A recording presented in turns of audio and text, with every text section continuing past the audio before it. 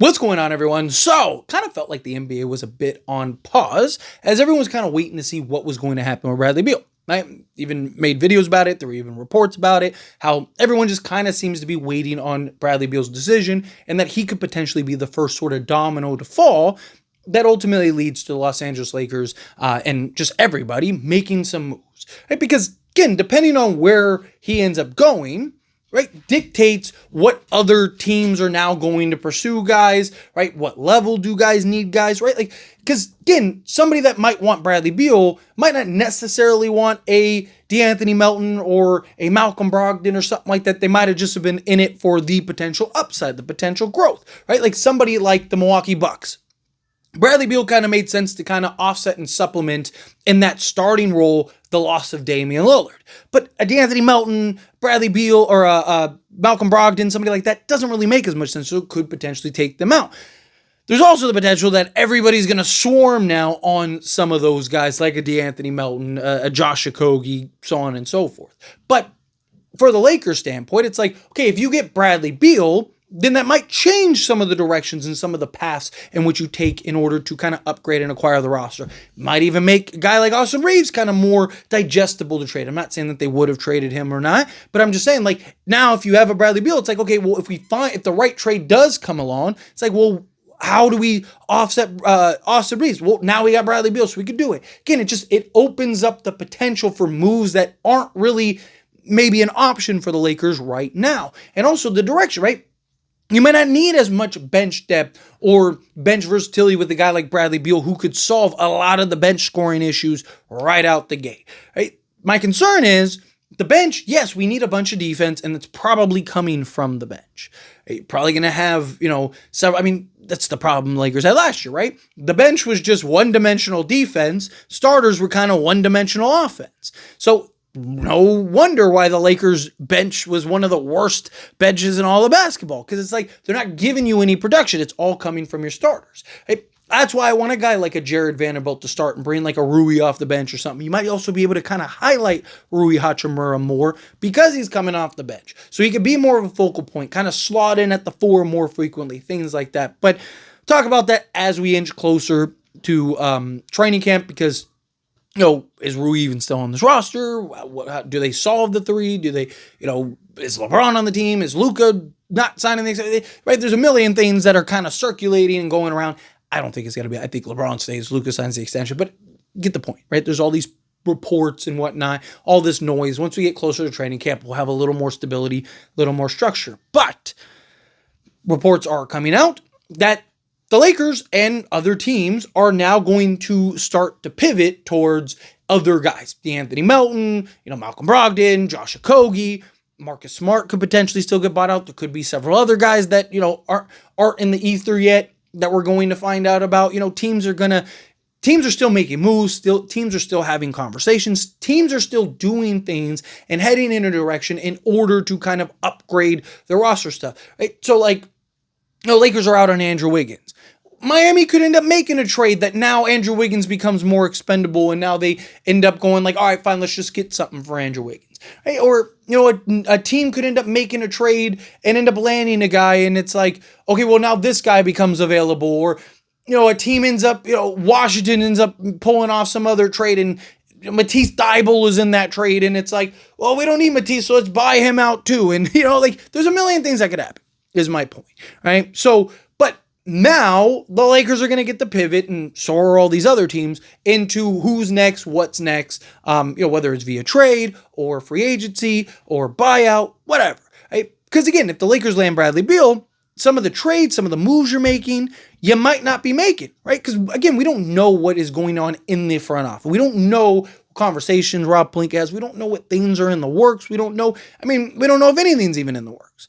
But what I do know is that Rob Pelinka needs to solve multiple needs. So I would imagine it's like, okay, well, we need to solve some bench issues. We need to solve some starting issues. Like what kind of moves and trades and whatnot can we end up making and doing? Right? Well, if you get a Bradley Beal, it's like, okay, well, now we don't need that scorer. Right now, we don't need, just a name that comes to mind. I know he already signed elsewhere, but like a Jordan Clarkson type of player.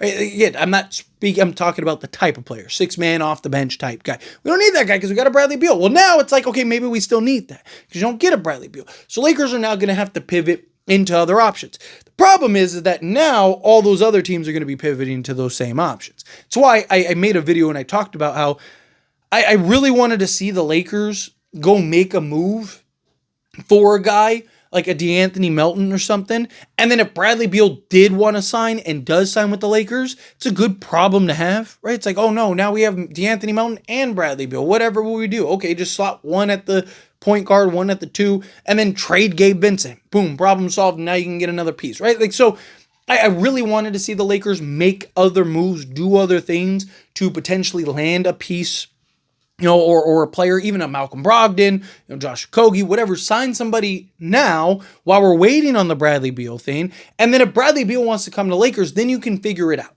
Right? Like, you're not worried about it until, like, why go and make a bunch of moves and do all this configuring if Bradley Beal isn't coming? Like, then you might as well just wait and see what develops. Talk about, consolidation trade. Lakers want to do a consolidation trade. If you know Bradley Beal is coming, then yes, you're going to do a consolidation trade, even if you have to give up, here's Gabe Vincent and 3 pick swaps in order to, get off of him so you could free up the salary, and now you can bring in Bradley Beal and free up, wave shake Milton, Jordan Go would bring in a couple other guys because now you have the salary, right? But it makes sense at that point because Bradley Beal would have came. He didn't come. So now it doesn't make sense to go do that consolidation trade, right? But you still could have done things like wave shake Milton already, or, go wave a Jordan Goodwin, who I'd like to keep depending on what you get, right? But he'd kind of be the last guy I'd wave. I would only waive him if it's like, okay, this guy's clearly better. We need the roster spot. Sorry, buddy. Outside of that, I'd waive Shake Milton. But Shake Milton could also be more valuable as a trade option because, he has $3 million that you could kind of add to, a salary or whatever. But if the Lakers would have already done something, right, then now you're in a position to where you're kind of reacting based on what ends up happening. Where now you didn't do anything, you missed out on Bradley Beal, and now you're kind of in this boat where it's like, okay, well, who's next? Go down the list. DeAnthony Melton? Guess what? The Warriors want him. And, Milwaukee may end up wanting him, and so on and so forth. Right? And now all these teams are just like the Lakers are jumping to the next guy. Everybody else is jumping to the next guy. Right? So it's unfortunate that the Lakers didn't. I mean, I like I said, I've always maintained I would have loved to have Bradley Beal because of the low risk, high reward. I wanted Bradley Beal because I thought he was a guy that could change the tide slightly for the Lakers. But he wasn't something that the Lakers needed. Right? Like, and there were questions about like how much does he raise that ceiling? He definitely would have been good. Like, I would have been happy to have him. He might have solved most, if not all, of our bench issues, at least offensively. But there was awkwardness. There was clunky fit. There were a lot of things about it. It's just, he would have been so cheap, and it's so low risk, high reward, that you can't say no if he wants to come. Well, now you got to repivot, right? So, again, like, the Lakers, patience. I know people don't like it, but it's patience. You got to continue and maintain that patience. Right? What if the Lakers did just do a consolidation trade or something, and then Bradley Beal doesn't come, and it's like, okay, well now who are we signing for that money? Now what are we doing? Are we breaking it up? But then you got to get off of other guys, right? So like things start being complicated. I'd rather the Lakers react based on what's available, based on what happens. Any consolidation trade, like I mentioned, I don't want the Lakers to just do. I want them to do it over the course of landing things. Like, I don't want, like I mentioned, a Gabe Vincent, here's Gabe and 3 pick swaps for taking on Gabe's expiring contract, and then you can go trade Gabe later. Like, I don't want to do that. I'd like to go, we'll use Josh Okogie, like before he was bought out. It's like, here's Gabe Vincent, give us Josh Okogie, and then free up $4 million in cap space for us. And then now you can waive Shake Milton. Now you can waive Jordan. Now you free up those raw spot. Boom. But now you have enough to open up your full, biannual to where now you can bring in Bradley Beal or whatever else. Right? Or just, again, if somebody else becomes available, right? Nikola Vucevic becomes available. And it's like, oh, hey, man, we can get him with our biannual as our backup center. Right? That'd be great. Right? Okay, now you go make that move. Right? React accordingly. But I am disappointed that the Lakers didn't make a move already in to get one of these guys because, like I said, worst case scenario, you sign a DeAnthony Melton, and then now Bradley Beal's like, hey, I want to come. So now you got to figure out how to land Bradley Beal. Okay, you figure out how to land Bradley Beal. Like, would having DeAnthony Melton and Bradley Beal be a bad thing? No. But now the Lakers waited like everyone else.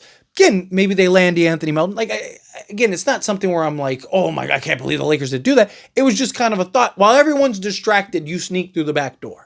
Right? Everyone's distracted and looking at the new shiny toy. You sneak through the back door and get the real value items, right? Like that kind of thing. It's kind of how I looked at it. But we'll see. We'll see who ends up becoming available. I really want Joshua Okogie. I think he makes a ton of sense for Lakers. I think he might. DeAnthony Melton is probably the best overall option that's still available.